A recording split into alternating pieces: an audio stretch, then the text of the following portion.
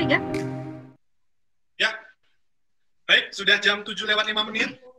Kita yang muda-muda juga nggak boleh kalah sama Opa yang selalu on time. Kita harus bisa membuktikan juga kita selalu tepat waktu ya, teman-teman pemuda remaja. Oke, shalom semuanya, selamat malam. Shalom. Halo, selamat malam. Shalom. Halo. Oke, selamat malam Bapak Ibu, teman-teman semua.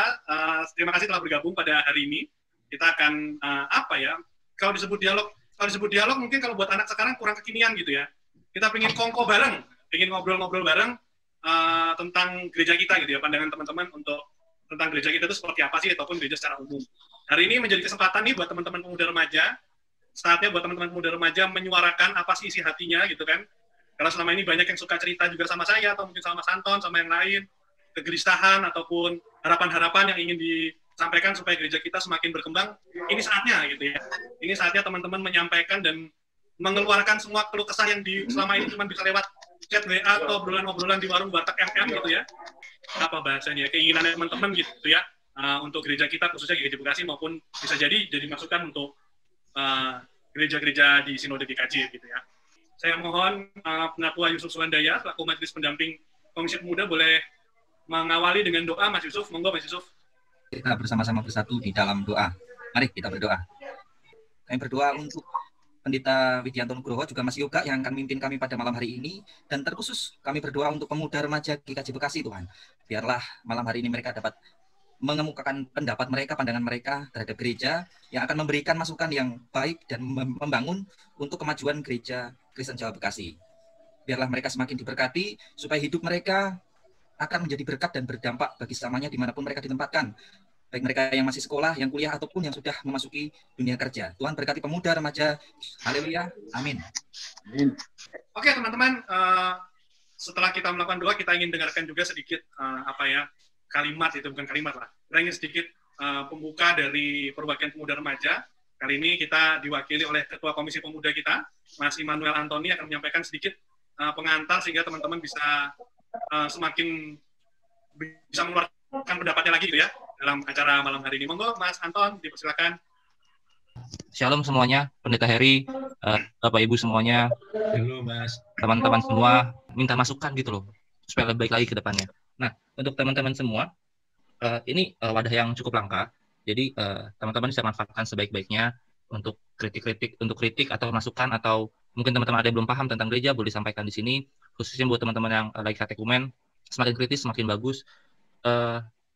Yang perlu kita sepakat pada malam hari ini adalah ketika kita menyampaikan sebuah pendapat kita, bukan berarti itu kita untuk menjatuhkan, gitu. Tapi itu adalah bukti bahwa kita perhatian sama gereja kita mau gereja kita buat lebih baik lagi melalui hal-hal yang kita sampaikan pada malam hari. Oke, jadi teman-teman bisa menikmati acaranya, sampaikan semuanya, keluarkan aja semuanya, jangan ditahan-tahan. Yang pasti jangan sampai nanti nyesel ketika acara selesai, aduh kenapa nggak ngomong ya. Jadi sampaikan saja, jangan ditahan-tahan, ngomongin aja gitu. Terima kasih semuanya. Kembali ke Mas Yoga. Terima kasih Mas Anton. Sebelumnya mungkin minta tolong untuk teman-teman yang sedang tidak bicara nanti boleh di-mute ya. Jadi kita bisa kondusif untuk rangkaian acara pada malam hari ini. Nah, sebelum kita masuk ke inti acara, kita mau mendengarkan pujian gitu ya. Kemarin teman-teman dari Komisi Remaja sudah menyiapkan video pujian yang juga untuk disiapkan untuk pujian sebenarnya. Ini pujian dari teman-teman Komisi Remaja, boleh dibantu ditayangkan. Kita mau dengarkan lagu pujian.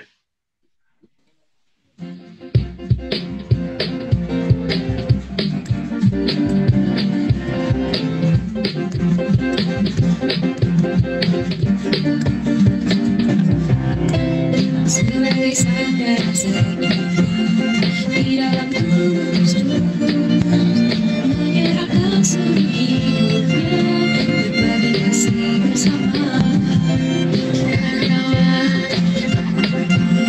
Karena kita bersama, sebuah pedang yang lama.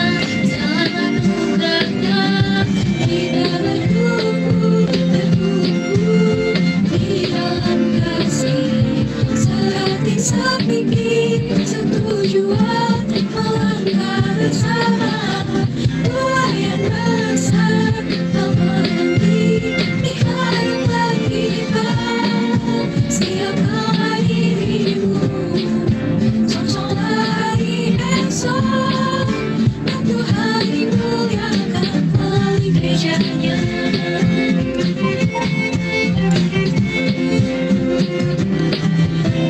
Sebagai saudara di dalam tubuh Kristus, menyerahkan seluruh hidupnya untuk kasih bersama. Kau suka duka bersama, yang kuat menang yang menang dalam anugerahnya. Tidak bertumbuh tabungmu dengan kasih, sehati-hati satu jurat melangkah bersama. Doain bahasa amanati di hadapan kita. Siapkanlah dirimu, sungsunglah di esok, dan Tuhan dimuliakan oleh gerejanya. Jadi silakan bicara dengan seterbuka mungkin, sebebas-bebasnya, gunakan bahasa yang memang teman-teman rasakan nyaman gitu ya. Nah, tanpa panjang lebar lagi, akan mulai. Kita akan perkenalkan dulu fasilitator kita pada malam hari ini.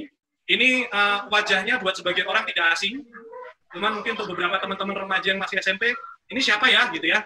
Beliau Pendeta Widianto Nugroho SSI, saat ini menjadi pelayan di GKJ Joglo, di Klasik Jakarta bagian Barat. Beliau ini orang Bekasi, orang GKJ Bekasi asli, pernah menjadi ketua komisi remaja tahun 2008 sampai 2011 gitu ya. Jadi mungkin untuk yang pemuda-pemuda nih yang kenal Mas Inuk nih. Nah, kalau yang remaja-remaja mungkin pernah dengar namanya tapi mungkin belum pernah lihat orangnya. Diperhatikan, inilah orangnya, Mas Inuk. Panggilannya Mas Inuk gitu ya. Monggo kepada Mas Inuk saya serahkan diskusi kita pada malam hari ini. Kita beri aplaus sekali lagi untuk Mas Inuk. Monggo Mas. Ya, terima kasih Mas Yoga untuk perkenalan singkatnya. Itu betul teman-teman semua, saya warga GKJ Bekasi dulunya gitu ya. Secara keluargaan sudah pindah begitu dari GKJ Bekasi, saya sekarang melayani di GKJ Joglo, tetapi rumah ya, menurut saya rumah masih tetap GKJ Bekasi ini teman-teman. Selamat datang semuanya. Kita nanti akan bercakap-cakap, kita akan bincang gereja. Saya nggak tahu gimana sekarang cara teman-teman nongkrong nih, pemuda-pemuda remaja di GKJ Bekasi ya. Anggap aja sekarang ini kita lagi duduk-duduk mungkin di bawah gitu, dekat parkiran motor ya, atau di tempat persiapan ibadah pemuda. Masih di itu ya, aku kalau mau nyebut itu ruang apa takutnya udah berbeda fungsi sekarang. Ya, gitu ya. Kita santai-santai aja. Nanti kita akan berbincang-bincang. Yang pertama teman-teman kita akan bicara soal apa gereja buat kita nih, anak-anak muda. Apa yang diinginkan dan diharapkan dari gereja, dan menurut kalian apa yang bisa kita lakukan dan kita berikan bagi gereja. Mungkin nanti itu juga akan ada di dalam sesi diskusi kita. Pada hari ini nanti saya akan ditemani oleh teman-teman pembicara. Yang menjadi pembicara, saya hanya memancing teman-teman itu untuk berbicara. Di sini ada Devasya. Bisa bilang halo Devasya? Hai. Ya. Ada Sarah ya, Mas Yoga ya? Halo. Halo, ada Mas Yanuar nih. Yanuar, oke. Dan ada Rahan. Halo. Ya, oke. Adik kelewat Mas Yoga, mohon maaf. Kalau ini sudah ya? Sudah, mohon maaf, harusnya 4 masih. Iya, 4 ya, makanya ya. Saya sambil ngecek juga. Ya, sebelum kita memulai pembicaraan kita, teman-teman, ada beberapa orang yang sudah mengirimkan videonya mengenai apa pendapat mereka soal gereja. Untuk itu, mari kita dengarkan bersama, teman-teman sekalian, video dari beberapa teman-teman kita ini tentang apa menurut mereka gereja secara pribadi. Saya persilakan. Sambil boleh diamati ya, teman-teman ya. Nah, silakan.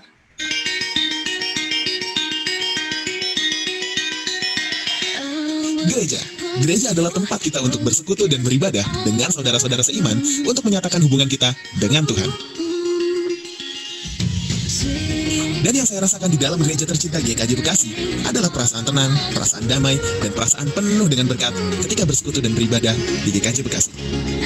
Harapan dan keinginan saya untuk GKJ Bekasi, semoga semakin bertumbuh di dalam Kristus, semakin berkembang di dalam pelayanan dan pemeliharaan iman, dan semakin berkembang dalam mengayomi para jemaatnya, khususnya kami, kaum milenial.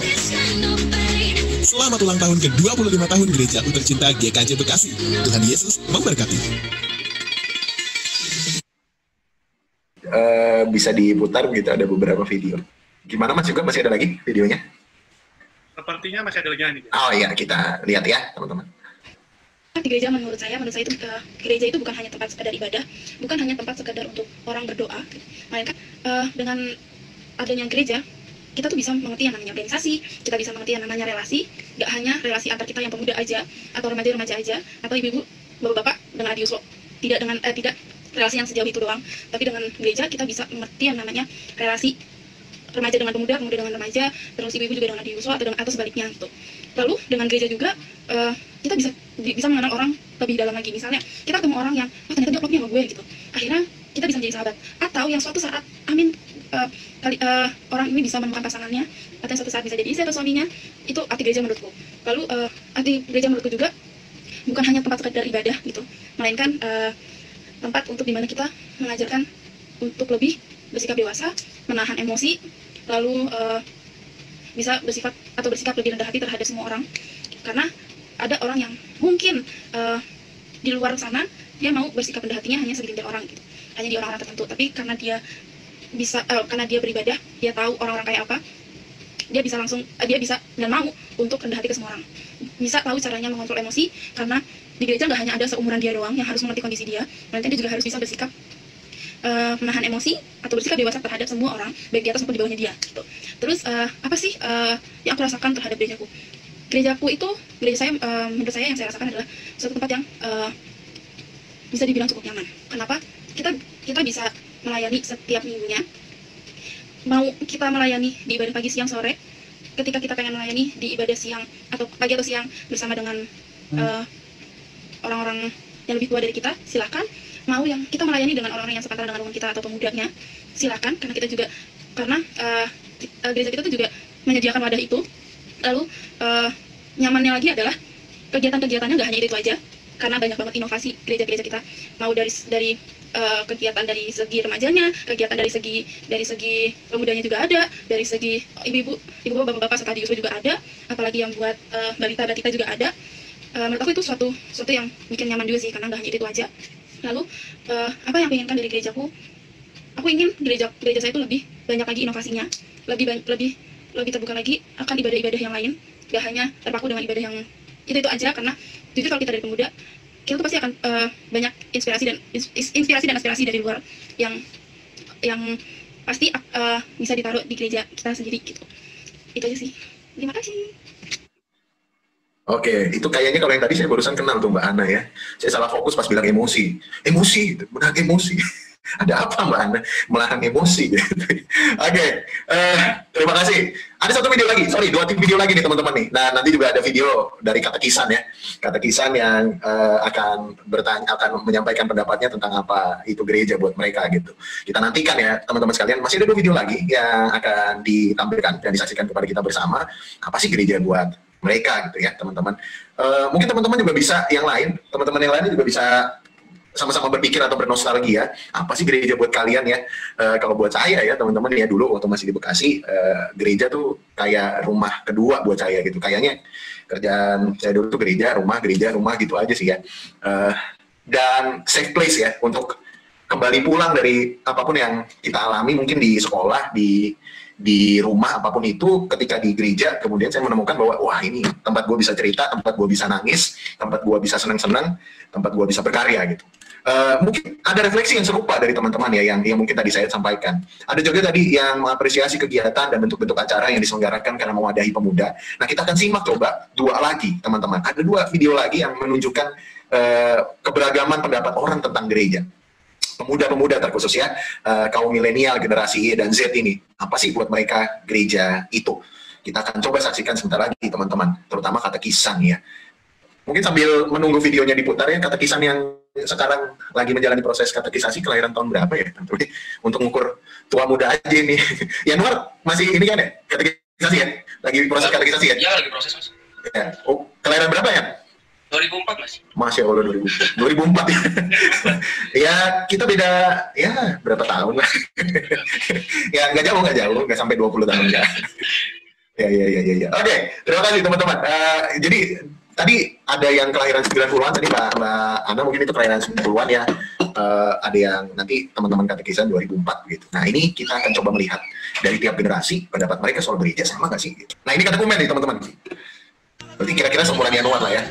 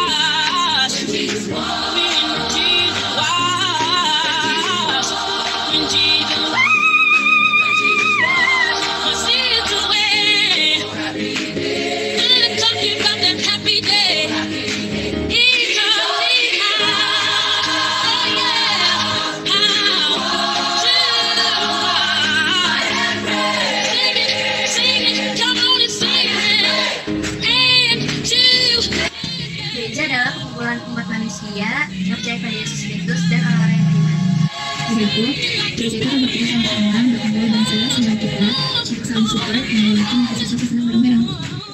Gereja itu tempat kita membalas kebaikan dan berkat dari Tuhan dengan cara menjadi berkat untuk orang lain melalui pelayanan yang kita lakukan. Shalom semuanya, Allah sudah memiliki rencana mulia sebelum dunia dijadikan. Maka dari itu, kita sebagai anak-anak yang hidup di era dan dunia, menjadikan gereja sebagai wadah untuk berakar, bertumbuh menjadi garam dan terang dunia, untuk saling bersekutu dan mengasihi, mencari rencana Allah. Amin. Jadi bisa dibedain ya teman-teman ya, mana yang baru ini ya, baru katekisasi ya. Jawabannya ya ampun, itu kayaknya textbook katekisasi banget ya. GKJ banget, gereja adalah persekutuan orang percaya, eklesia universal. Wah, aku kayak lagi kuliah teologi lagi gitu ya. Tapi nanti pas kita diskusi ya teman-teman ya, apalagi nih yang kata-komen ya, coba rangkai apa itu gereja menurut kata-kata kalian sendiri, bukan textbook, bukan kata Mas Heri, bahkan bukan kata Tante Yuyun juga mungkin ya, bukan kata Mbak Kartini, bukan kata Mbak Temi, tapi kata kalian sendiri apa itu gereja. Siap ya? Nanti kita akan diskusi soal itu teman-teman. Jadi apa yang kalian pikirkan soal gereja kita akan bicarakan, bukan apa yang dikatakan buku-buku di situ ya soal gereja. Oke ya? Tapi keren sekali teman-teman, ada Alkitabnya ke atas ke bawah gitu ya. Ngeditnya susah tuh pasti. Nah, ada satu video lagi teman-teman, video terakhir yang mungkin bisa kita saksikan bersama ya teman-teman.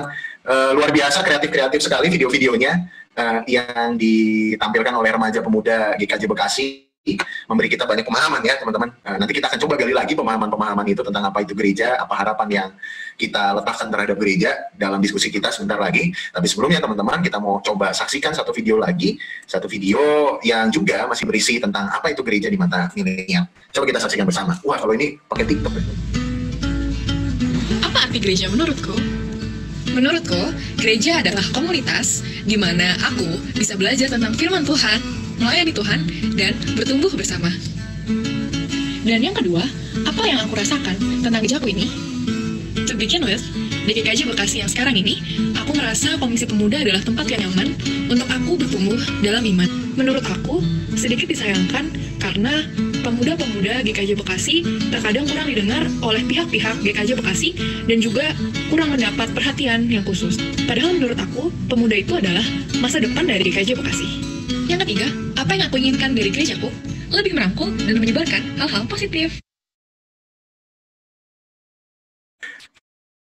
Video dari Mbak Astrid ya di TikTok gitu ya. Sekarang kayaknya semua orang punya TikTok ya. Kalau generasi atas pasti itu nggak ada tuh TikTok-TikTokan gitu.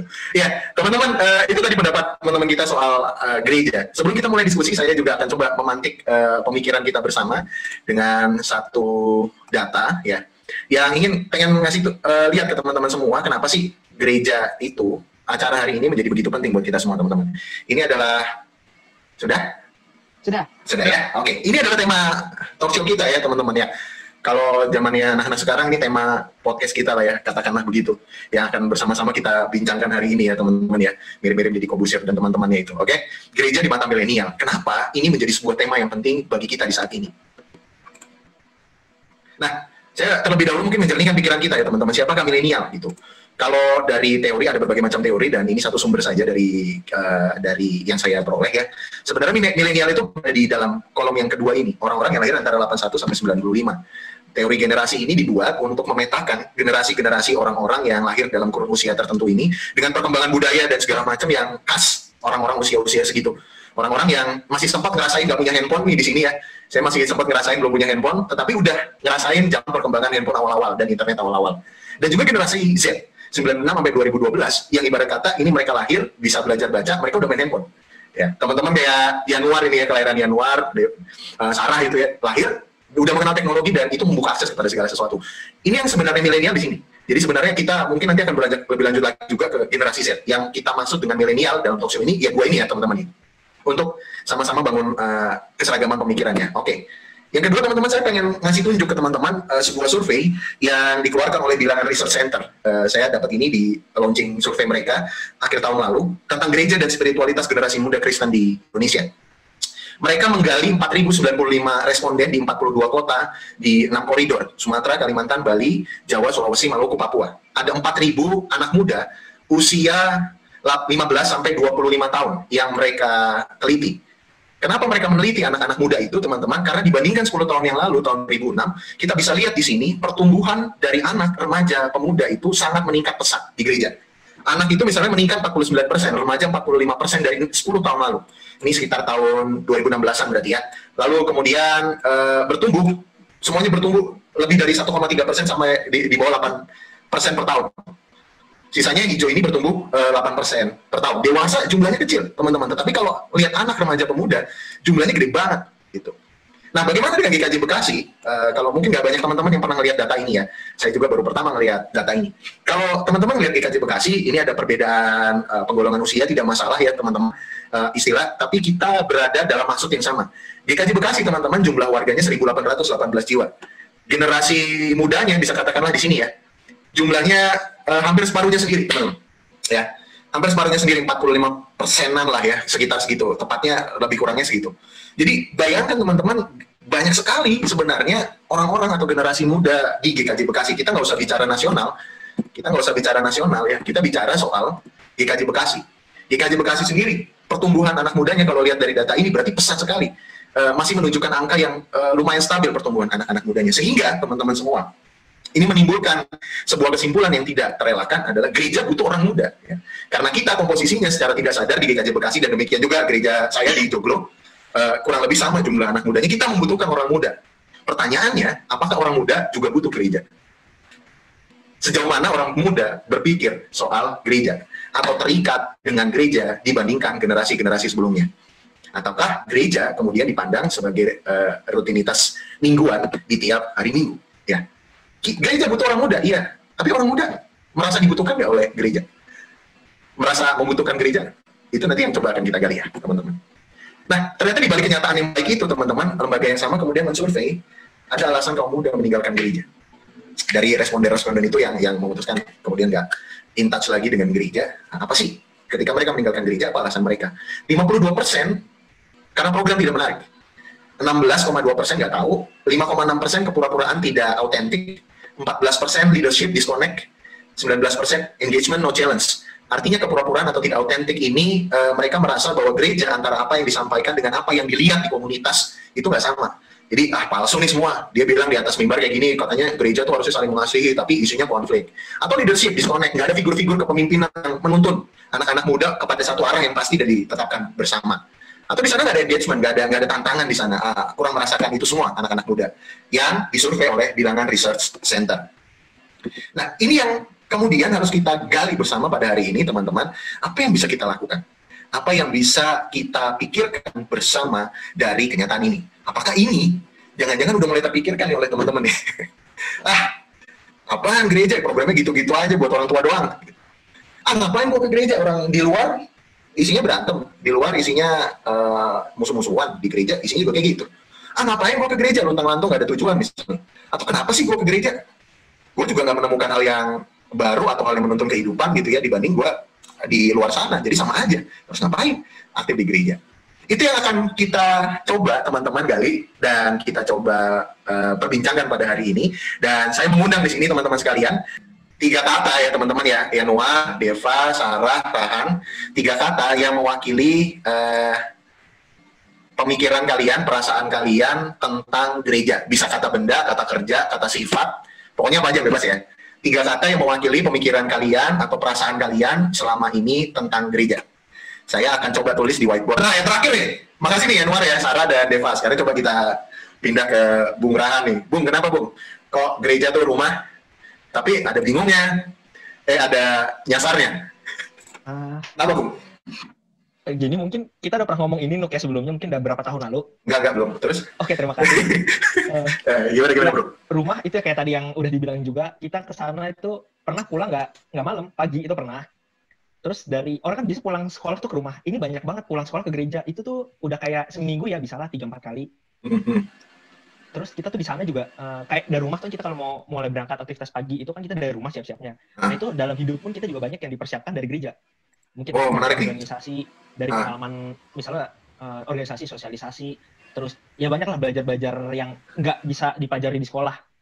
Oke, jadi lu menarik rumah ini, kalau teman-teman tadi kan bahwa rumah itu karena homey suasananya, tapi kalau lu menarik rumah ini secara lebih filosofis bahwa di sini tempat gue belajar banyak hal yang mungkin gak gue dapat di tempat lain gitu ya? Ya sebetulnya juga karena beda usia sih Nuk. Oke, siap. Emang usia berapa Bung? Ya kateknya saya sama teman-teman juga sama lah angkanya, cuma bedanya teman-teman 2020, saya 2010. Beda 1 doang kok angkanya. Iya. Gue 2006 coy. Deva tadi baru, si Januar baru umur 2 tahun udah praktek. Oke. Ya, nah ini yang kedua menarik cuy. Ini bingung dan nyasar. Kenapa lu bisa bilang kalau ya satu sisi ini rumah, tapi satu sisi juga lu merasa ada kebingungan dan lu nyasar di sana? Mungkin kalau bingung ini tuh mulai ngerasa sejak, karena kan kebetulan mungkin teman-teman semua tuh ngerti kalau misalnya yang aktif bareng saya, bareng Inuk, itu pada kuliahnya di luar kota. Jadi pas balik itu bingung kayak ini banyak, ini kayak teman-teman sekarang udah yang KTK aja udah angkatan 2004 ya Tuhan, jadi umurnya jauh banget. Terus itu tuh jadi kita kayak banyak kenalan baru, terus kegiatan-kegiatan juga beda, apalagi kuliah kasar sebentar. Jadi pas balik itu kayak kita nggak kenal sih. Nah, ya mungkin kenal bentuknya kan bentuknya sama, lokasinya sama, nggak berubah, cuma bingung aja. Iya. Lalu yang ketiga berikutnya nyasar. Nah, nyasar ini tuh lebih ke depannya tuh kita mau gimana sih? Kalau misal kita sendiri di rumah sih bingung, itu tuh kita kayak nyasar aja mau kemana gitu loh. Abis ini kita mau ngapain? Itu tuh nggak tahu mau arahnya kemana. Misalnya entah mau mendekatkan suatu hal atau misalnya mengerjakan hal lain atau misalnya mengejar cita-cita, itu juga kita bingung sendiri. Kayaknya sih sama aja waktu di SMA kelas sama Koyam ini. Nah, Koyam ini sama aja ya, gitu ya. Kamu tetap ya ada dapat firman Tuhan di sana ya, dapat teman-teman yang support. Oke, sekarang ke Sarah nih. Halo Sarah. Mas. Kayaknya sama kayak Januar, Sarah. Oke. Gereja tuh second home, gereja tuh keluarga, gereja tuh hangat. Tapi pernah nggak sih kamu merasa dikecewakan oleh second home dan keluargamu? Atau merasa ada konflik kah di second home dan keluargamu? Dan kira-kira kenapa? Kalau konflik pasti kayaknya ada sih. Apalagi kayak kalau udah panitia tuh udah kayak, kalau nggak ada bentrokan tuh nggak seru gitu, kayak nggak ada bumbu-bumbu micin gitu. Siap. Micin emang ya, terus? Terus kayak sebenarnya kadang merasa kecewanya ke diri sendiri juga gitu. Kayak aku pengurus koram gitu, tapi kurang bisa ngayomin orang-orang kayak aktivis-aktivis yang lain yang bukan pengurus gitu. Jadi kayak makin hari merasanya kok yang ibadah makin dikit gitu. Sorry, ini kamu ya, karena kamu kan pengurus ya, pernah cari tahu nggak kenapa sih hal itu terjadi gitu sama teman-teman? Dan pernah melakukan sesuatu nggak untuk mengatasi itu? Sebenarnya kayak pernah nanya-nanya gitu dan dapat beberapa masukan gitu. Kayak ada sebenarnya masukan yang bilang ke anak-anak koram gitu ya, karena aku di koram adalah kayak kubu gitu. Jadi yang ada yang aktif banget, ada yang pasif dan dia ya kayak nggak terlihat gitu. Sebenarnya kalau aku pribadi, aku tuh sangat berusaha gitu untuk kayak narik mereka, tapi kadang susah aja gitu, kayak di chat nanti nggak di-read, nggak dibalas, bahkan atau yang butuh. Iya, atau nggak seolah-olah nggak aktif ya. Oke. Jadi mas, waduh kok ini yang aktif gue doang nih ya? Kok mau nyari tahu ini gimana? Mungkin ini aku tertarik soal Sarah tadi bilang ya. Pernah nggak cerita masalah tersebut ke mungkin majelis pendamping atau mungkin ke Mas Heri atau Mbak Temi gitu ya sebagai pendeta yang mendampingi gitu, pernah cerita nggak? Pernah sih, kayak kalau lagi rapat gitu, misalnya rapat sama majelis pendamping gitu, karena ya kita suka ngomongin yang kenapa sih kok mereka nggak aktif gitu, susah untuk diajak gitu. Oke. Terus kamu ada jawaban, ada pencerahan dari itu percakapan itu? Sebenarnya kayak ya intinya kita benar-benar harus kayak bikin, jadi makanya kita kan punya Sania, dan di setiap Sania tuh Sania ceria? Iya betul. Oke, masih nonton? Masih ada game juga. Oh, dari zaman saya nggak berubah ya? Mantap. Oke. Udah banyak inovasi-inovasi baru gitu, jadi mantap. Ya nyari-nyari yang baru gitu, biar kayak ikut lagi gitu. Oke deh, oke. Terima kasih.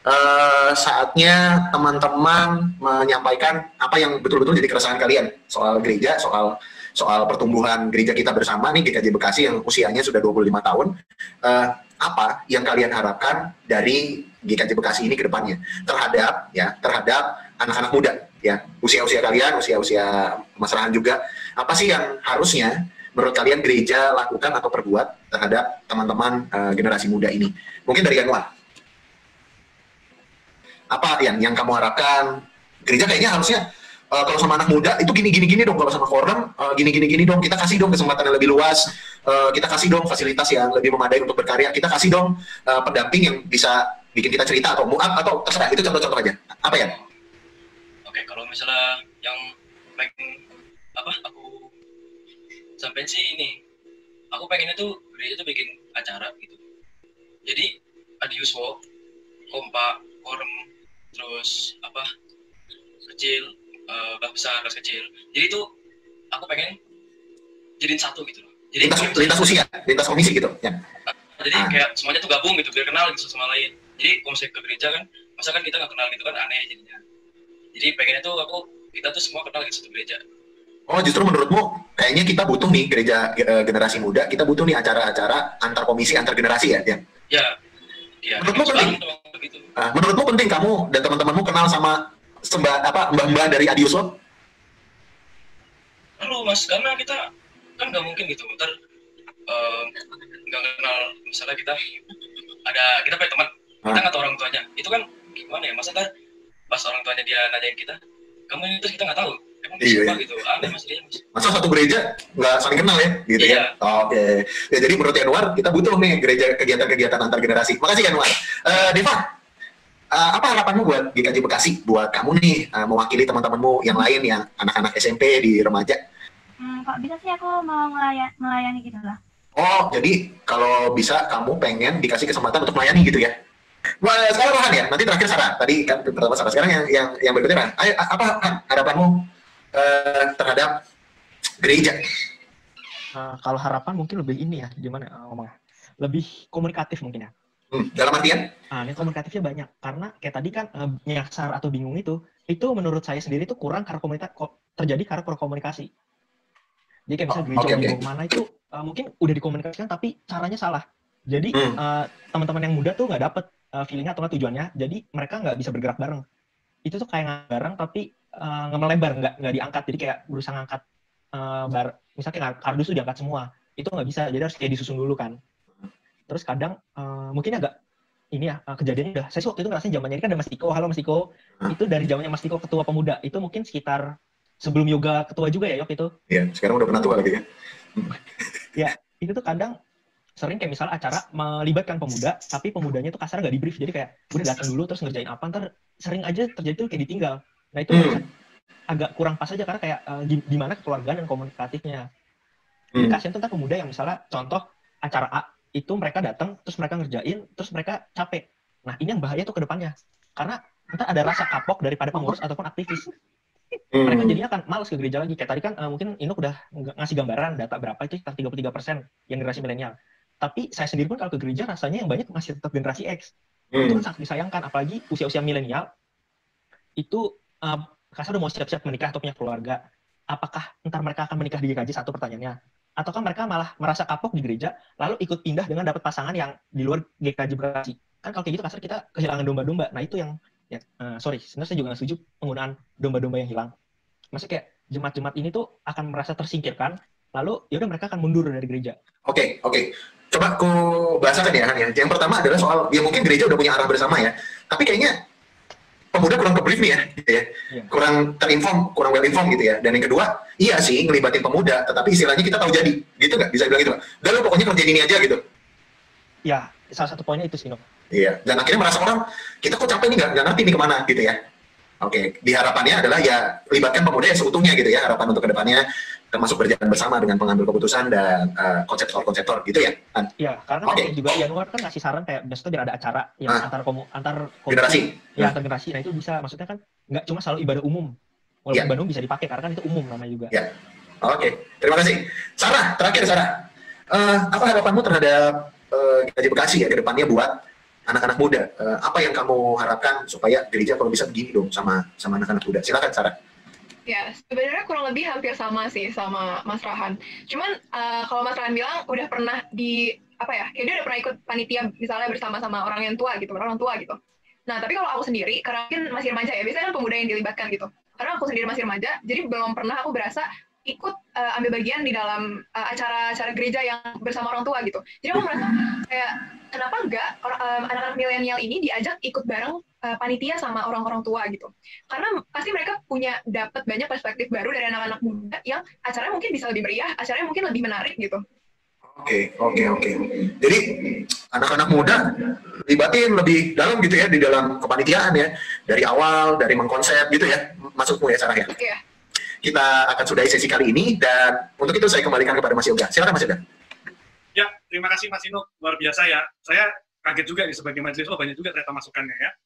Oke, supaya kita punya waktu lebih banyak untuk diskusi, memberi kesempatan untuk teman-teman lain, kita mau saksikan dulu break sejenak video.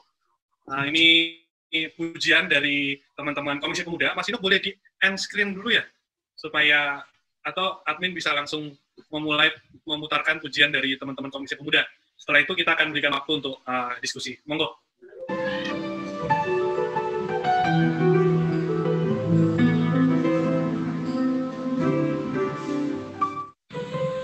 Ku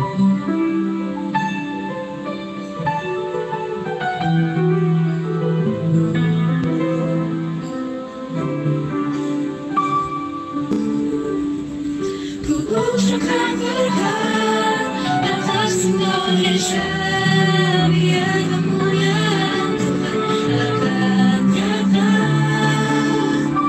bagi bangsa ini. Kami berdiri dan membawa doa kami kepadamu. Sesuatu yang besar pasti terjadi dan mengubahkan negeri kami. Hanyalah Tuhan ditinggikan atas seluruh bumi. Terima kasih, admin. Oke, kita akan masuk ke sesi tanya jawab ya, Mas Inu. Mungkin karena terbatas waktu, kita akan coba buka dulu untuk sesi pertama untuk Oke, Mas Ibran, silakan.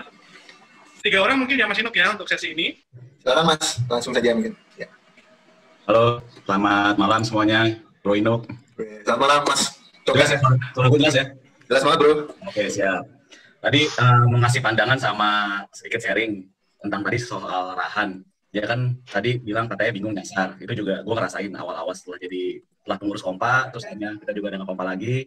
Terus ke gereja tuh ngerasa asing, kayak ngerasa asing. Habis ibadah minggu keempat, kerasa habis kayak juga, temen gue siapa ya, udah gak ada lagi gitu kan, cari pulang, bingung. Nah terus, nah itu yang mau gue sampein sama apa tadi pada soal arahan tadi. Jadi ngerasa asing di gereja, itu gue juga ngerasain. Terus satu lagi buat gereja sih, dari zaman gue pengurus, gue ngerasa kalau misal untuk ibadah keempat, ibadah variatif lah sekarang namanya ya, itu peralatan, fasilitas yang dipakai sama pemuda kayak masih sama-sama aja, itu aja gitu. Maksudnya itu buat ibadah loh, buat jemaat juga loh. Kok kadang-kadang kayak seolah kompa tuh mau minta sesuatu kayaknya berat banget, ini kok pikirnya diberat-beratin, susah apa segala macem gitu, kayak mau minta istilahnya mau ganti gitar atau ganti bass, ganti drum buat latihan aja tuh kayak sampai harus berdarah-darah dulu gitu, harus biar dapat gitu, apa sih fungsinya, nanti gimana ininya, padahal itu buat jemaat dan buat ibadah, bukan buat kompa. Itu yang mau gue sampaikan juga ke gereja, pandangan-pandangan gue yang selama ini mungkin masih terpendam ya, mungkin selama ini bisa gue sampaikan sekarang, baru bisa sampaikan gitu. Terus soal kegiatan-kegiatan tadi yang gue sampaikan itu menurut gue bisa dipakai juga lintas generasi, lintas usia. Kita orang Jawa, kewo-kewonya masih ada gitu. Itu mungkin yang Dianwar juga rasain kalau misalnya ditanya, oh ini siapa ya Mas ya? Terus kita bingung, ini Mbak siapa ya? Ini yang siapa ya gitu. Masa kita tahu cuma Pak Trisno doang kan nggak mungkin kan? Masa cuma Pak Trisno doang gitu kan? Opa kan udah tahu, siapa yang lain nggak tahu gitu kan? Opa-opa yang lain kita nggak tahu yang lain gitu. Mungkin itu aja. Gue lebih concern ke kompas sih, yang itu yang gue rasain. Karena juga teman-teman kompas kan setiap minggu sekarang ibadahnya udah tantang setiap minggu kan kompa yang pegang. Jadi kompa tuh harus benar-benar disupport gitu. Jangan seolah-olah kayak ini yang tahu gue ya, kayak ditahan atau apa ya Mas ya, kebutuhannya apa ya, ini ya untuk apa ya, kan buat ibadah gitu. Maksudnya nggak usah lah, istilahnya itu buat ibadah, buat jemaat, bukan buat kompa difasilitasi yang mantep lah gitu, karena itu juga masa depan gereja kita juga, pemuda-pemuda kita gitu. Oke, thank you Mas. Ya. Selanjutnya siapa Mas Ibran? Begitu gue, agak menggebu-gebu. Mantap. Ya, oke nih bonus gitu Bang. Iya. Mas Harsan, monggo Mas Harsan. Orang jauh. Suara masuk nih, suara. Masuk Mas. Badan juga masuk kayaknya. Apa? Badan juga masuk Bro. Oke, terima kasih semuanya untuk kesempatan kita di sini semua dan boleh berbicara juga. Pertama, jujur ini wadah keren sih, maksudnya di tengah pandemi ini kita masih bisa ngadain seperti ini untuk bertukar pikiran, apalagi sesama pemuda nih, jujur keren banget. Kalau saya sih sebenarnya bukan mau bertanya, tapi lebih ke menyatakan pandangan, pendapat. Tadi sih tertarik yang kata-kata Mas Rahan itu ya, tentang bahwa sebagai pribadi kitanya agak tersesat ya. Ya sebenarnya sih, kalau menurut pandangan pribadi gue sendiri sih ya, maksudnya saya sendiri tuh, memang angkatan Mas Rahan itu mungkin sudah bukan masanya lagi untuk ada di nggak kayak zaman kita dulu lah, masih aktif pengurus itu seperti itu, udah nggak gitu lagi. Cuman kalau menurut gue pribadi sih, menurut saya pribadi itu lebih ke ketika kita dari luar dan kembali lagi pulang ke gereja, itu lebih kayak ke kita ini sebenarnya hidup kita ini bukan serta melulu di gereja doang kok, hidup kita ini bukan serta melulu ketemu sama teman-teman gereja doang, tapi lebih ke gue nih pribadi yang maksudnya tuh memberikan lagi keluar lah, memberikan dari keluar tuh apa yang sudah kita pelajari di luar, apa yang sudah kita pelajari di gereja tuh lebih kita terapkan keluar lagi. Jadi gue di sini sih lebih dalam tanda kutip kayak sih lebih ke memihak ke gereja ya, lebih memihak ke gereja, dan lebih ke menuntut dari kitanya sendiri nih, kita nih mau memberikan apa nih, apa yang udah kita dapat dari gereja. Lebih ke arah situ aja sih. Dan terus kedua, usul dari Yanuar itu juga sebenarnya oke banget yang lintas usia, cuman mungkin harus lebih digodok lagi karena itu takutnya kita kan juga yang di usul juga nggak ngerti kita, yang kita juga susah nggak ngerti di usul. Mungkin dimulai dari hal-hal yang kecil dulu sih, itu mungkin perlu digodok ulang dan lebih serius lagi sih, karena nantinya takutnya acaranya kita cuma hanya mengejar biar kenal, takutnya ntar acaranya malah nggak jelas, ntar anak-anak di gereja itu ntar malah bingung lagi, malah kapok lagi, ntar bahasanya malah gitu-gitu lagi. Jadi perlu digodok aja. Kalau dari saya sih itu aja sih. Nah, siapa lagi Mas? Monggo, ada satu lagi yang mau berbicara, atau kalau nggak raise hand langsung di unmute, silakan langsung bicara, ada? Ya, saya coba sedikit. Ini Mas Yoga terhadap cerita-cerita teman-teman ini, saya tidak mengomentari ya. Karena memang persoalan bagaimana kita dilibatkan, bagaimana gereja mendampingi pemuda, itu ternyata keresahan teman-teman dari generasi Rahan ke atas juga, itu menarik juga ya, kalau bisa misalnya ada penelitian atau pendekatan lebih lanjut, kenapa nih gitu generasi Yoga ke atas gitu, jangan-jangan merasakan hal yang demikian gitu kan. Iya, itu aja tambahannya. Ya, thank you Mas Inuk. Ya memang ini poin yang menarik teman-teman ya, yang disampaikan Mas Tian, disampaikan Mas Harsen. Seringkali gitu ya, memang selesai dari kepengurusan, terutama selesai dari kepengurusan pemuda, banyak yang suka cerita sama saya, memang keluhannya kok jadi merasa hilang ya setelah itu gitu ya. Mungkin itu jadi tantangan tersendiri juga untuk gereja, juga untuk pengajelisan, untuk memikirkan apa ya yang bisa kita lakukan supaya teman-teman yang selesai dari pengurus ini nggak merasa lewat gitu ya Mas Harsen ya, berasa kayak berlalu aja gitu. Yoi. Dan mungkin ini yang menarik juga Mas Ino, yang disebutkan tadi. Seringkali juga teman-teman remaja kan selesai dari SMA pada kuliah nih, keluar kota kebanyakan kan.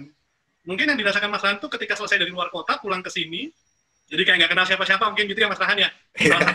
Juga. Mungkin ada yang mau sharing pengalaman-pengalamannya kayak gitu. Mas Niko, angkat tangan sepertinya Mas Yoga. Oh ya, oke. Mas Niko, silakan Mas. Selamat malam semua. Super sekali, Bung. Betul sekali yang tadi Tantani bilang, udah lama nggak ketemu, tapi melihat wajah di handphone kita atau di laptop kita masing-masing itu sudah sangat membawa rasa rindu kita tuh terobati. Ya, jadi terima kasih sekali buat panitia, teman-teman pemuda, dan semua yang sudah berusaha melayani di acara ini sangat keren sekali, betul kata Ajan, dan sangat memberkati saya pribadi, karena memang jujur saya rindu ketika melayani pemuda, sekarang sudah berkeluarga dan punya anak begitu ya.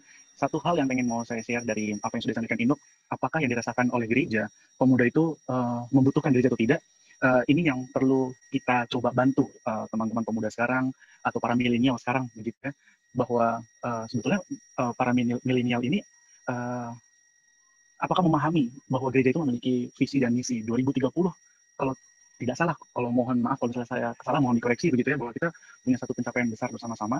Dan sekarang sudah di tahun 2020, sudah hampir 5 tahun kita menjalankan visi misi yang baru, agar kita benar-benar memahami bahwa setiap tahun tuh apa yang perlu kita capai sebagai tolak ukur. Karena ini berada di pundak kita masing-masing. Kalau pertanyaannya membutuhkan gereja atau tidak, teman-teman pemuda, pasti teman-teman membutuhkan gereja, karena minimal teman-teman nanti CD butuh gereja, teman-teman mau nikah pasti butuh gereja, teman-teman nanti mau baptisin anak pasti butuh gereja, teman-teman mau dan lain sebagainya, teman-teman masih butuh gereja. Oleh karena itu, kita sekarang diajak untuk lebih banyak berperan aktif nanti ketika Tuhan mempercayakan tepat pada waktunya untuk aktif di dalam kepengurusan. Karena memang pelayanan itu kerinduan betul, tetapi pelayanan itu adalah panggilan yang Tuhan sampaikan secara personal ke teman-teman. Karena setiap personal pasti waktunya berbeda-beda. Oleh karena itu, selamat melayani Mas Mulat, Majelis Pendamping Pemuda yang baru, dan semua pasti akan mensupport sepenuhnya acara pemuda ini, karena acara ini sangat mengawali semangat kita di new normal ini, bahwa gereja sepertinya memang harus menyesuaikan dari setiap aspek pelayanannya, karena memang mau tidak mau kita harus banyak benchmark dengan gereja-gereja untuk di masa depan itu seperti apa. Tidak memungkiri bahwa untuk mencapai visi misinya gereja butuh dana, dan bagaimana caranya gereja menghimpun dana di era milenial ini, mari kita mudahkan mereka sudah dengan QRIS begitu ya. Mungkin perlu memudahkan mereka dengan GoPay, dana, dan lain sebagainya. Satu hal yang sangat simpel. Terima kasih. Oke, Mas Niko nih kalau nggak salah sempat tergabung kaderisasi Mas? Apa itu? Oh enggak, cuma di invite aktif doang kok. Wah, bisa ya Mas Niko. Menarik ceritanya, thank you Mas. Monggo Mas Yoga.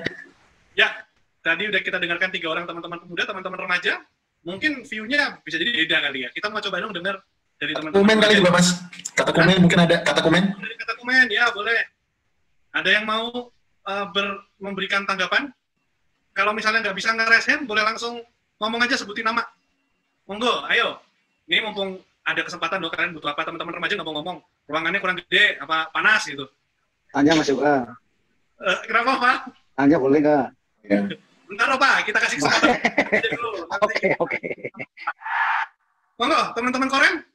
Mana nih? Banyak nih, ada Dwiki, ada Nick, ada Semi, ada siapa di sini, ada banyak nih. Ada Gospel, Gloria, terus ada Fanya. Ayo, ada yang mau menyampaikan? Monggo. Sorry tadi apa Mas itunya pandangan tentang apa? Apapun yang kali ini kita sesinya boleh menyampaikan pendapat, boleh menyampaikan keluh kesah, boleh menyampaikan pertanyaan balik ke gereja mungkin gitu ya. Karena ini ada majelis, ada Pak Pendeta Heri. Monggo ada Dwiki. Paling ini aja sih Mas, kalau habis katek terus gini, paling bingungnya di ini aja sih Mas, apakah kita masih ikut ke remaja ataukah kita masih ikut ke dewasa? Soalnya kan kalau pengurus itu kan kadang masih ngurusin yang di Korem tuh. Nah, sedangkan teman-teman yang bukan pengurus itu dia kemana? Apakah ikut ke dewasa atau ikut gereja sore? Nah, yang sangat disayangkan juga mungkin dari teman-teman KTK sendiri ya. Saya ngerasa sekarang juga teman-teman KTK saya juga pada lost contact sih jadinya. Itu mungkin ada saran gimana cara buat nge-keep tuh solidaritasnya supaya bisa nyatu lagi angkatan-angkatan KTK itu aja sih paling. Iya, menarik. Mas Dwiki ya, Mas Yoga ya, ini ya, Dwiki ya? Iya. Iya, mungkin pergumulan itu juga yang dirasakan banyak orang ya di terkhusus di KJ. Kebetulan di tempat kami juga merasakan hal yang sama ya. Kayak orang habis katek nih, paling kelas 2 SMA atau 3 gitu ya. Sekarang bukan 2 ya, 11 sama 12 ya, 11 sama 12. Ada kebingungan-kebingungan di sana sih. Saya setuju dengan apa yang dikatakan Mas Dwiki. Kayak lu mau masuk ke umum kayak masih terlalu ini, tapi ke remaja ya, tapi nanti kesannya kok udah CD tapi masih di remaja. Mungkin kesan-kesan itu banyak juga ya. Selain Mas Dwiki ada lagi tuh yang dirasakan ya. Seperti Mas Dwiki rasakan kali ya, Yoga. Kalau belum ada, kita beri kesempatan untuk Mas. Oh ya, Dwiki silakan. Tadi sarannya belum dikasih tahu Mas. Oh, oke. Sarannya mengatasi kebingungan itu. Mas Inuk, monggo Mas. Ada bukan kebingungan sih Mas. Saran buat nge-keep solidaritas antar kata komen. Oke. Ya, bagi saya harus ada wadah, Dwiki. Adakan, misalnya temu kangen, katek.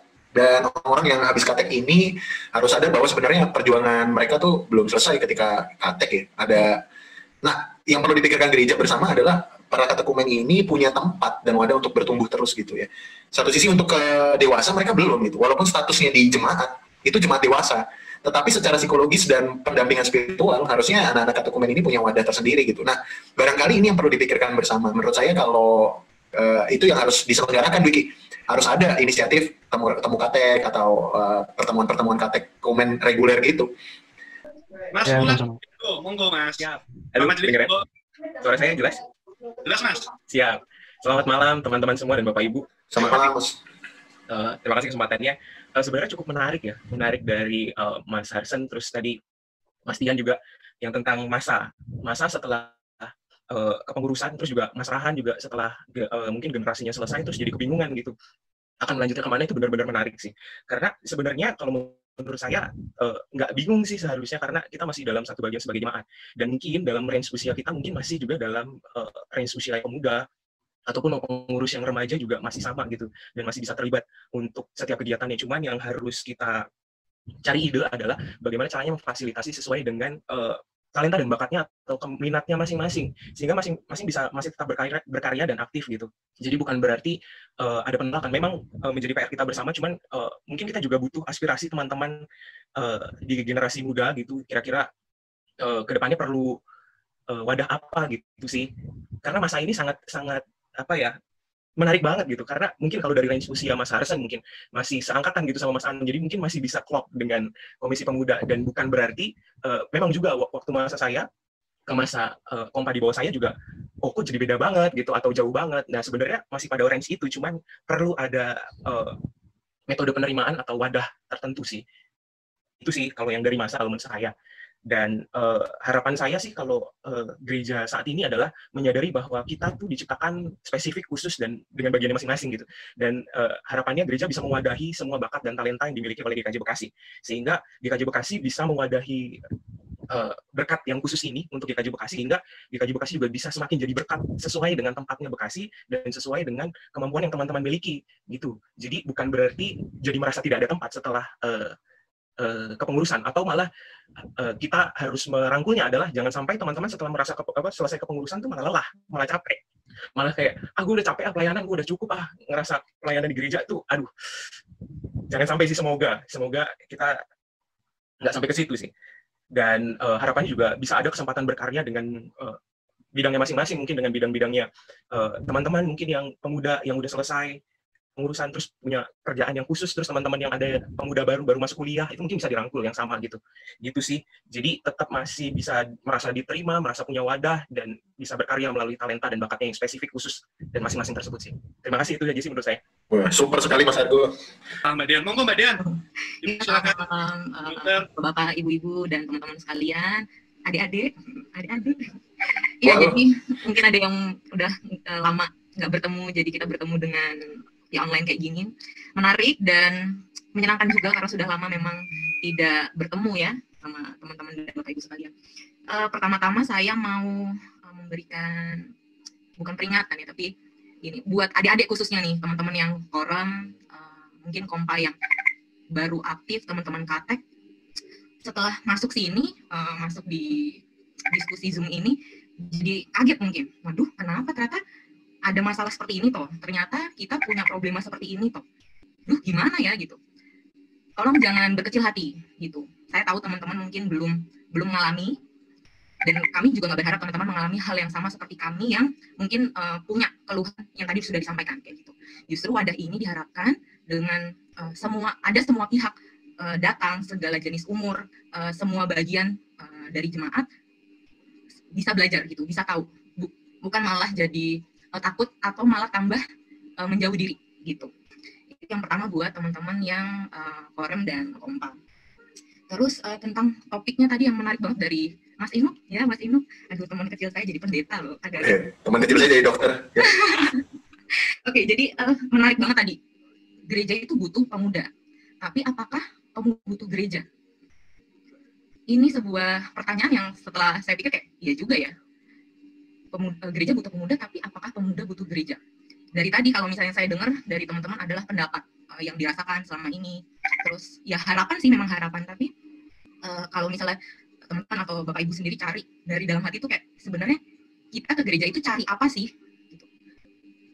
Memang kalau orang bilang kita tuh kalau ke gereja memberikan diri untuk pelayanan, iya betul, kita memberikan sesuatu untuk gereja, tapi tidak bisa dipungkiri semua orang pasti mencari sesuatu.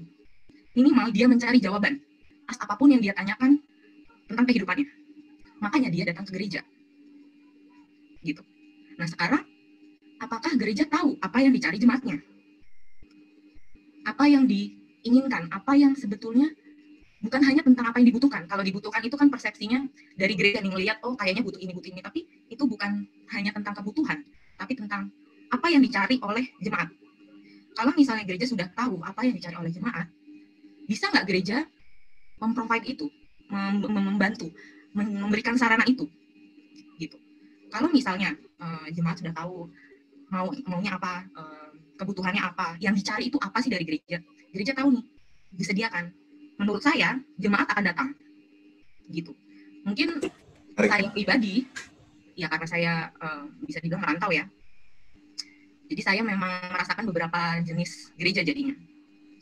Dan setelah saya merasakan beberapa pengalaman beribadah di tempat lain, ya memang tidak dipungkiri saya mencari sesuatu gitu, dan saya mendapatkan apa yang saya dapatkan, walaupun memang tidak di GKJ. Nah, balik lagi tentang GKJ, kita lagi bahas GKJ Bekasinya nih. Ya orang butuh gereja apakah semata-mata hanya untuk CD, untuk katekisasi, untuk menikah, untuk baptis anak? Kan tidak itu. Gereja mestinya jadi tempat bersekutu, tempat bersosialisasi dalam iman ya, saudara seiman gitu. Jadi bukan hanya ya tadi masalah administratif, masalah rutinitas, masalah-masalah yang tidak bisa dikerjakan di tempat lain, jadinya ya mau nggak mau ke gereja gitu. Kalau misalnya masalah mau menikah, harus butuh gereja. Iya harus butuh gereja. Tapi apakah GKJ? Apakah gereja hanya GKJ Bekasi? Baik yang lain tuh, GKI, gereja suku yang lain, gereja karismatik misalnya sekarang mungkin sedang marak. Mereka ya itu nggak salah loh. Itu mereka juga gereja, mereka juga melakukan pelayanan dan ibadah. Nah, kalau kita ngomongin sekarang dalam konteks GKJ, dan orang-orang yang malah merasa kehilangan, merasa bingung, merasa nyasar, gimana caranya ngebalikin mereka tuh ke GKJ. Tapi apa iya hanya tentang... Monggo Mas Anton. Selamat malam semuanya, shalom. Shalom Mas. Agak dideketin suaranya Mas. Oke, sorry. Sebenarnya tadi yang mau saya sampaikan ternyata sudah Mbak Dian sampaikan juga ya. Jadi saya hanya memberi contoh-contoh aja kejadian nyata yang real. Kebetulan saya juga baca nih di grup Zoom grup chatnya. Itu ada yang bertanya, ada tanda titik, gimana ya cara membawa remaja dan pemuda untuk juga berpikir apakah yang bisa saya lakukan untuk pertumbuhan gereja gitu. Saya berharap sih semua ya, khususnya dari Bapak Ibu yang sudah lebih dulu di IKJ bisa lebih mendengarkan gitu. Karena kenapa? Contohnya seperti ini. Saya lupa tahunnya kapan gitu. Saya pernah diajak untuk rapat mengenai visi dan misi gereja gitu. Ini salah satu contoh yang bahwa kalau pemuda itu cukup agak dikesampingkan. Kenapa saya bilang gitu? Karena saat itu kita sedang bahas visi dan misi. Oke, visi memang kita harus membahas yang sangat jauh-jauh ke depan. Oke, kalau misi adalah langkah-langkahnya supaya kita mencapai visi tersebut. Gitu. Ketika saya tanya indikator keberhasilannya, tetapi jawaban dari yang membawa acara itu adalah, Mas Anton jangan terlalu pesimis gitu. Loh, saya nggak pesimis gitu. Saya realistis dengan keadaan gitu. Saya seperti itu karena ini harus jelas loh realistisnya, harus realistis, harus terukur apa yang GKJ lakukan ke depannya. Kemudian saya mau contoh lagi salah satu hal yang bikin contohnya pemuda dan remaja itu tidak mau langsung aktif gitu. Saya baca di grup chat juga gitu, tiba-tiba ini mohon maaf kalau ada orangnya di sini juga, saya lebih suka untuk ngomong belak-belakan ya apa adanya. Tiba-tiba di chat kayaknya lebih asik nih pemuda dan remaja diajak ikut menari biar lebih keren. Lanjutnya menari dalam menari Jawa gitu. Maksudnya balik lagi ke grafik yang tadi Mas Inuk berikan gitu loh. Sedangkan yang diberikan adalah program yang tidak menarik. Nah, yang harus dipahami adalah menarik menurut orang tua dan menarik menurut orang remaja apakah sama atau beda. Kayak gitu. Jadi itu bisa jadi salah satu contoh hal-hal yang orang-orang pemuda itu bisa jadi kayak malah menghindar gitu. Takutlah ke gereja. Karena ntar diminta ini itu. Mungkin dulu aku pernah dengar juga dari Mas Niko. GKJ Bekasi itu banyak snipernya. Tiba-tiba ditunjuk jadi itu. Nah, itu salah satu ya bisa berdampak positif, bisa berdampak negatif juga sih. Nah, tapi kalau di pemuda atau remaja ketika ditanya gimana mau lanjut pengurus lagi nggak, dengan spontan mesti akan jawab tidak gitu. Kenapa? Tanpa berpikir panjang. Bisa jadi apa ya? Memang ada kelelahan gitu. Kelelahan dari apa? Dari hal-hal yang apa ya? Nih saya bahasnya lebih ke pemuda ya, karena kan kalau pemuda kan lebih lingkupnya lebih luas, bisa ke majelis, ministerium atau komisi lain seperti itu. Yang tiba-tiba diminta terus diminta tolong, oke mau, pada saat hari H datang, udah gitu aja, tapi nggak ada follow up-nya lagi. Ini tadi sudah dibahas seperti itu. Mungkin itu aja sih dari saya. Maksudnya saya bisa menyampaikan gitu salah satu contoh-contohnya yang real. Itu kurang lebih itu contoh yang saya alami gitu. Yang tadi untuk masalah di visi dan misi. Itu sih contoh realnya, mungkin bisa jadi membuka supaya ada ke depannya lagi mau ngapain gitu. Sama yang terakhir gini, saya sempat nanya pada saat dimintain tolong untuk acara ini, yang pertanyaan besar saya satu, setelah acara ini banyak cerita-cerita, banyak keluh kesah, banyak saran, terus kemudian pertanyaan saya, apa yang akan dilakukan dengan apa yang akan dilakukan gitu loh. Karena acara seperti ini sebenarnya dari pengurus sering sekali dilakukan evaluasi bersama kategorial bersama ministerium dan segala macamnya gitu. Tapi yang saya rasakan sampai saat ini masih sangat sedikit follow up dari itu gitu. Jadi saya berharap sih di hasil dari ini nggak cuma sekedar di sini aja, tapi benar-benar ada follow up-nya kayak gitu. Itu aja sih saya. Mas Yoga, terima kasih Mas Yoga. Monggo Mas Harsen sebelum kita ke Opa Risno. Oke, ini cuma untuk ini aja sih, untuk anak-anak dan yang sedang pulang dari perantauan atau kembali balik lagi ke gereja kita yang mungkin kebingungan. Kalau menurut saya pribadi sebenarnya kita nggak perlu merasa asing. Karena mungkin lingkungan berkat kita atau ladang pelayanan kita mungkin bukan di sana lagi, tapi bisa jadi di tempat kerja kita atau di tempat sekolah kita. Mungkin yang kita rasakan itu lebih ke arah lingkungan pergaulan kita yang dulu, lingkungan pergaulan kita yang dulu. Takutnya seperti itu. Jadi menurut saya sih harusnya kita harus lebih naik kelas lagi dan cari hal yang lain dalam arti ladang pelayanan lain. Tapi dengan catatan gereja kita, rumah kita masih menjadi tempat yang kita jadikan tempat untuk bertumbuh, belajar, dan tempat tinggal. Karena apapun kegiatan yang dibuat oleh Kompa, saya pribadi sih merasa saya sudah menjadi bagian dari sana. Jadi apapun itu, ada atau tidak ada teman saya yang dulu, sekali lagi ada atau tidak ada teman saya yang dulu, saya nggak akan merasa asing, dan saya akan berusaha datang jika waktu saya memungkinkan, dan melayani, karena sekali lagi, kalau rumah, ya akan menjadi rumah buat saya. Itu sih buat teman-teman yang pulang dari perantauan yang mungkin sedang kembali ke gereja di sini. Itu Mas. Terima kasih Mas Yoga. Terima kasih Mas Hasan, pesannya cukup jelas untuk teman-teman yang saat ini mungkin sedang dirantau gitu ya. Oke, kita mau dengar terakhir ini. Ada di Opa Tris sudah ingin menyampaikan sesuatu, mungkin karena keterbatasan waktu boleh disampaikan singkat ya Opa. Siap. Nanti Mas Heri dan ditutup sama Mas Inuk. Ya, to the point aja, Mas Yoga. Saya ingin menanggapi pernyataan Pendeta Inuk tadi ya. Apakah gereja membutuhkan orang muda? 100% saya katakan perlu. Mengapa? Tadi statistik yang ditayangkan oleh Pendeta Inuk itu 71% lebih jemaat GKJ Bekasi adalah milenial. 71% lebih. Jadi GKJ Bekasi sangat membutuhkan anak muda. Kedua, kalau kita amati pandemi COVID-19, ya, itu adalah awal muasal tumbuhnya peradaban baru manusia. Di mana di dalam peradaban baru itu ada era yang namanya digitalisasi. Nah, digitalisasi ini adalah menjadi backbone kehidupan umat manusia di seluruh dunia. Dan disinilah peran pemuda itu harus menonjol sekali. Ya, jadi masalahnya tadi yang saya ditunjukkan oleh Mas Inu tadi, data statistik itu yang kami sajikan 2 tahun yang lalu. Jadi sekarang menurut saya sudah lebih dari 75% adalah jemaat GKJ Bekasi itu milenial. Terus kami sudah melakukan ancang-ancang untuk menyambut para milenial. Pertama adalah kita kemarin sudah merencanakan untuk menciptakan pemimpin tahun 2030. Sudah kita mulai dengan jumlah sekitar 40 orang, tetapi karena pandemi COVID sehingga terhenti, dan setelah itu tanggal 30 Agustus menurut Pak Heri saya juga harus lereh, jadi barangkali saya sudah bisa tidak terlibat lagi. Itu yang pertama. Yang kedua, masalah yang harus dilakukan oleh pemuda menurut saya, nomor satu sekarang adalah tadi yang saya appreciate kepada 4 generasi muda tadi, Mbak Deva, Mas Januar, Mas Rahan, dan Mas apa tadi? Mbak siapa tadi? Sarah ya. Saya sangat appreciate dengan pendapat mereka, betul itu. Jadi kita harus memadai. Jadi kami sudah pernah merancang membuat program yang namanya kita pindahkan Starbucks ke GKJ Bekasi. Dengan kita sediakan perpustakaan melalui web yang dengan kecepatan internet dengan high speed, supaya mereka yang kumpul di situ bisa berkolaborasi. Tetapi ya kembali karena masalah COVID sehingga semuanya terganggu. Dan yang menarik sekali adalah kemarin ada tulisan dari Pak Pendeta Heri tentang Quo Vadis Communion.